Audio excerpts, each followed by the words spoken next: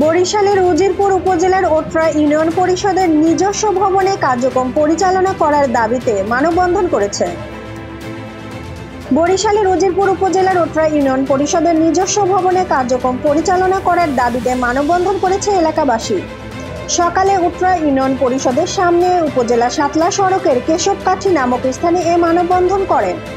এ সময় বক্তারা বলেন, ইউনিয়ন পরিষদের নিজস্ব ভবন থাকা সত্ত্বেও বিগত দিনে চেয়ারম্যানরা তাদের ব্যক্তিগত স্থানে পরিষদের কার্যক্রম পরিচালনা করে আসায় ইউনিয়নবাসীর সেবা গ্রহণে অনেক দুর্ভোগ পোহাতে হয়। তাই দ্রুত ইউনিয়ন সংস্কার ও পরিষ্কার পরিচ্ছন্ন করে পরিষদের সকল কার্যক্রম নিজস্ব ইউনিয়ন পরিষদ ভবনে পরিচালনার জোর দাবি জানান।